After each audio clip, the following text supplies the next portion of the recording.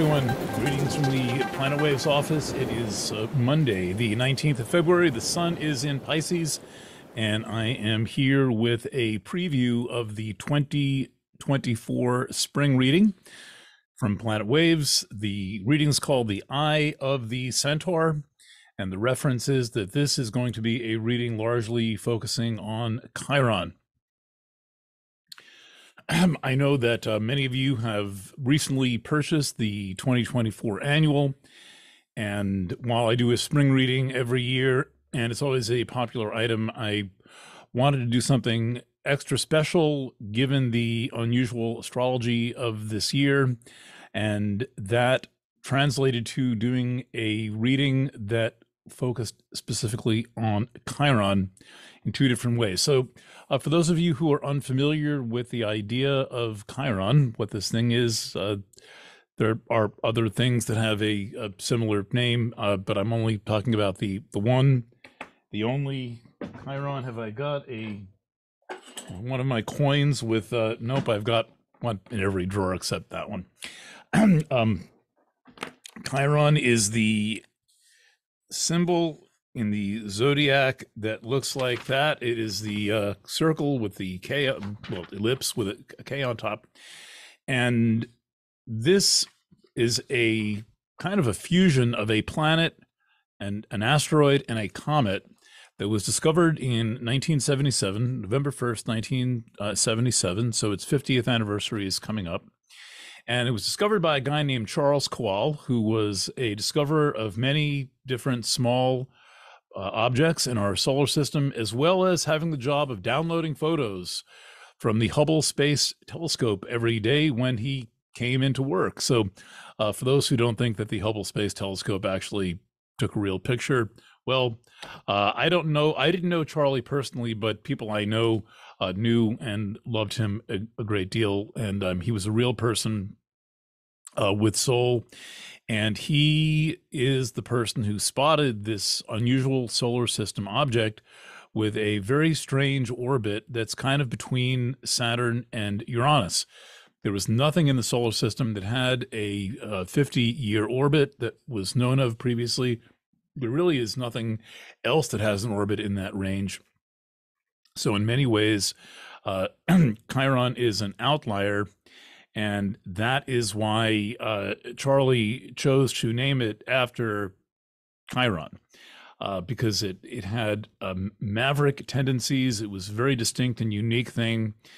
There had never been an orbiting object named after a centaur. And so that's the name that he got, because, as he put it, this thing is a maverick. And in all that Chiron does, it displays its maverick tendencies and its ability to stand out and stand apart. Now, if you're wondering why I am the astrologer that I am, some would say a good astrologer, some would say a very distinctive astrologer, and how it is that I have these two parallel careers. One doing basically hard science investigative reporting. I've done this for many years. Many people these days claim to be an investigative reporter. I have personally led investigative teams since 1990, by which I mean led teams of multiple people covering different angles of complicated investigations. And then on the other hand, I am this astrologer who does this kind of also hybridized kind of astrology. I've written horoscopes for daily newspapers around the world and monthlies and the things you buy in supermarkets. And then at the same time, I've led this research career probing into the nature of the newly discovered planets, the minor planets. So all of that highly competent hybridization is a Chiron factor. And interestingly, in previous eras of history, specialization was kind of a requirement. A person was a blacksmith, or they were a candle maker, or they were a baker, or they were a publicist, or they were an advertising account executive or something like that. And now in the world of electrical media, Specialization no longer exists really, and everyone has to be a hybrid, a blend of some kind. But that's only part of the Chiron story. Um, I was about to tell you how it is that I became the astrologer that I did. So let me finish that little branch of the story here to give you an idea. I just decided that I wanted to be an astrologer in 1994 after reading the Patrick Walker horoscope for a few years. And I thought, this is so incredible. I've got to figure out how he does that. So actually, it's more fair to say that I didn't want to be an astrologer. I wanted to understand how someone could write such an incredible column in the newspaper and cram so much into 50 words and be so elegant and meaningful and helpful and supportive in 50 words per sign, jammed in next to the jumble and the family circus and little cartoons and puzzles. And so on my birthday in 1994, I went out and I purchased this very book, this exact one. It's called an ephemeris. You can see that it is written in a gripping narrative form. It's like the world's thickest train schedule. I bet in Germany they have one that's thicker.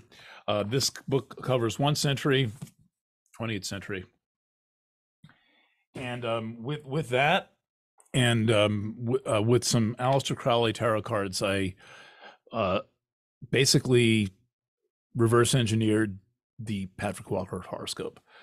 And then I started acquiring astrology books and studying in earnest to understand the basics. And this went on for a while, and but I felt like I wasn't getting anywhere. I couldn't figure out how to read these charts. And someone suggested that I read a book called Chiron, Rainbow Bridge Between the Inner and the Outer Planets by Barbara Hand Clow. And so up to that point, my astrology studies went a certain way, which was being very copious and copiously reading and studious and taking careful notes and all of that. And I couldn't make the whole thing make music. I couldn't get it all to work together. So then I start reading this Chiron book thinking I'm just, reading another book. And about halfway through reading Chiron by Barbara Hand Clow, something in my mind woke up all at once, just like that, and I could read a chart. Now, maybe I couldn't have done that without all the preparation that I had and the years of doing tarot cards and all that stuff. But it was almost like an overnight change. One day I couldn't read a chart, and the next day it all hung together. And it was not specifically that I was doing specific things with Chiron, but rather there was I'm not in love with New Age terminology, but there was an energy shift, and I was on the wavelength and could suddenly do astrology competently pretty quickly. And I then picked up on Chiron and started doing a lot of reading about Chiron and read many of the original books that were written about it and talked to as many people as I could talk to. And I began working with Chiron transits with all of my clients starting in 1995. I started taking the history of their Chiron transits. And what this gave me was, I think, very unusual insight into both people and their charts by looking at the events that unfolded in their lives at the time of their Chiron transits. And the weird thing about Chiron transits is that because Chiron's orbit is so strange, let me see if I can draw it. I'll use it on the back of this letter from Betsy, very lovely letter from Betsy. The sun in the middle and the orbit of Saturn. This is going to be the most imperfect chart you've ever seen in your life.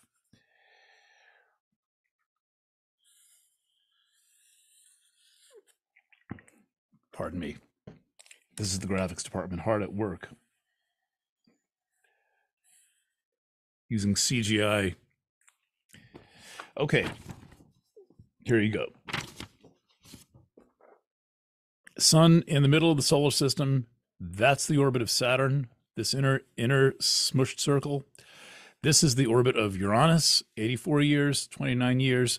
And this is the orbit of Chiron. Now, actually, Chiron doesn't go past Uranus's orbit. So, but it gives you the idea that Chiron has this stretched out, elongated orbit. And so that makes it challenging to work with because there's very few hard and fast rules. But the bottom line of Chiron is that what we get from Chiron is the introduction of the concept of healing into astrology. So now that I've said all that stuff, that doesn't really make a difference. Let's get right to the point. Let's get straight to the point. Way to bury the lead. Okay, so what Chiron gave us and gives us is a shift in the entire conceptual framework of astrology from a kind of a predictive plaything and way to study. I'm not sure what astrologers do, even though I've known like 100 of them, but rather a special focus on growth, a focus on the healing process. And then when talk about the healing process, that implies that there's been an injury. And so what Chiron's gift to astrology is that it is a way to consider and contemplate and work with and evaluate our responses to trauma and our healing from the things that beset our lives, of which there are many. And Chiron is offers a kind of a reevaluation of life and of growth. And the way that you do that is largely through working with Chiron's transits. And that also includes real-time events involving Chiron. And so the real-time event involving Chiron that has inspired this reading is, let's see if I can find it. And I know this is not the world's most organized presentation, but let's see now. I'm like, oh, I'm just going to click record and then see how it goes. Then here it is. Got it. I knew it was here. This all-American eclipse on April 8th. Now, I'll make another one of these videos that's like hyperbole out of the gate from the beginning. Oh my God, big eclipse coming on April 8th. Get ready. Okay, that was 10 minutes ago. So in this chart, you can see here that Chiron is exactly conjunct. Come on. Everything's backwards. Moon, Sun, Chiron. What's coming real close? Those three things with the number 19 next to them. And not only is the 19 next to them, if you freeze your monitor for a moment, your video play, you'll see they're all 19 degrees and 24 minutes. I would rate that as impossible. If you just randomly ask me, could there ever be a total eclipse of the sun exactly conjunct Chiron to the degree in the minute? I would say, yeah, maybe once every 100,000 years, if you're lucky. But there's one coming up in April on April 8th. And this is one of the things that powered the somewhere in between annual readings. It's a very easy thing to write about. I mean, it's so bold and distinctive in the sign Aries, the sign of initiative, and the sign of self-awareness, and the sign whose key phrase is I am.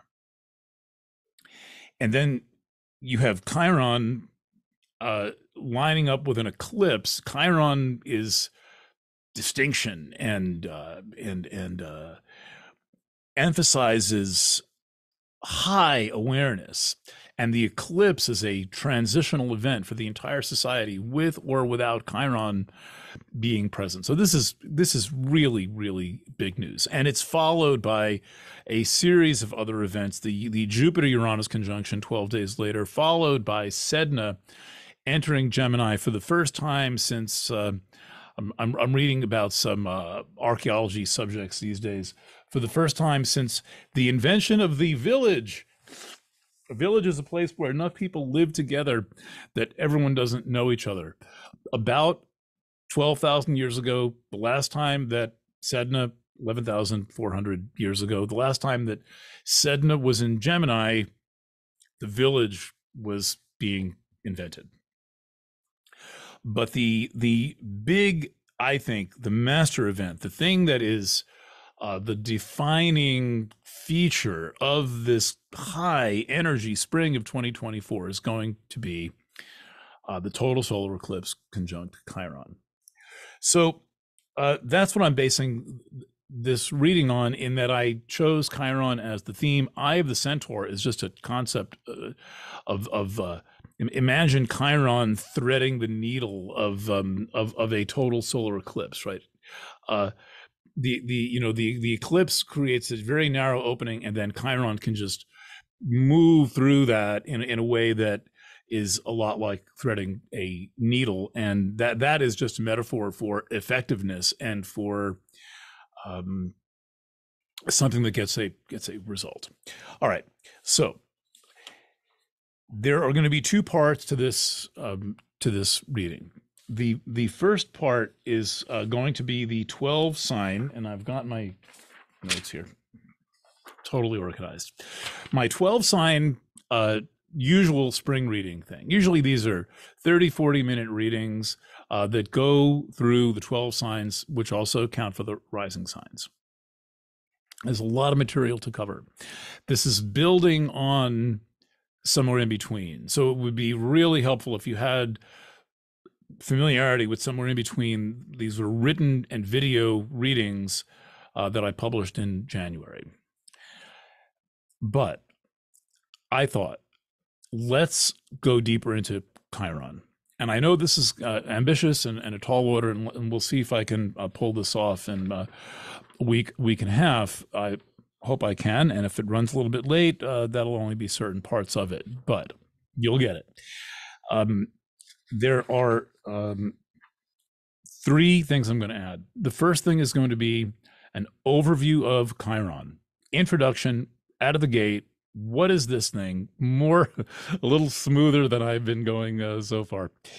And that will include a reading of the Chiron discovery chart and a brief overview of the history of Chiron as an astronomical, an astrological presence, which I've written before, has led astrology from behind, has led astrology out of the spiritualist era and out of the kind of Elizabethan era, where it had a kind of a renaissance, and out of the Middle Ages and all that, and into the realm of a legitimate healing art, and may very well be a master healing art, now that we found out that Western medicine can't do very much for us at all, and we found out that most of Western herbalism is a kind of a nutritional science. Is just basically an outgrowth of chemically based, AMA style medicine. Chiron does something for us that is very distinctive, which it is that it brings together the seemingly different layers of consciousness: physical, mental, emotional, psychic, and helps us focus them as one topic. The second part of the reading will be, I'm going to give my first talk on Chiron through the signs of the zodiac. So that's 12 little mini presentations. I'm going to be a busy boy the last week of February and the first week of March. I'm busy now getting ahead on everything else. So that's Chiron through the signs. And the part about that is new is that I'm going to do Chiron through the signs in the context of the digital age. What this means for us now in the framework of all of our reality is basically being conducted through these lovely devices, and this has shifted our consciousness. What is the meaning of Chiron through the signs in the digital age. So you will get something, no matter who you are, about this. And most people have their Chiron in basically in Aquarius, Pisces, Aries, and Taurus. The large majority of people have their Chiron in one of 4 signs, and the other 8 signs are divided among the rest of the population. So because of Chiron's orbit, where's the letter from Betsy? Because the shape of the orbit is so elliptical, when Chiron is here on this side of the solar system, this is impossible. This is the most pointless graphic I've ever made. When Chiron is on this side of the solar, let's see, that's really true. Chiron is on this side of the solar system. It's going very quickly through the signs close to the sun. Then it comes out and it makes this long loop. So this long loop is basically Aquarius, Pisces, Aries, Taurus. So, but I'm doing presentations for all 12. Third part of the Chiron reading is going to be for people who are born between 1968 and 1977. You are having your Chiron return. People born later than that will soon be having their Chiron return. So if you're in your 40s, this is also going to be a helpful reading. And as part of that, I will include a discussion of Chiron transits generally and what led up to it. And you'll get a feeling for that. And you may have had your Chiron return when Chiron was in Pisces, for example. It will shed light on that as well. So here's the value proposition. The whole package, now sold as one thing, one suite of readings, is going to include 12 sign readings that will focus on the eclipse conjunct Chiron, as well as take that through the events in later in the spring. Then the other part of that is going to be a triple Chiron reading, introduction to Chiron. This should be pretty good because I've given this lecture a lot of times at astrology conferences and have not done it in this format. And then Chiron through the signs, my first time doing that presentation, followed by Chiron return for people born 68 to 77, which will be informative to everyone. Okay, that is my introduction to Somewhere, sorry, Eye of the Centaur.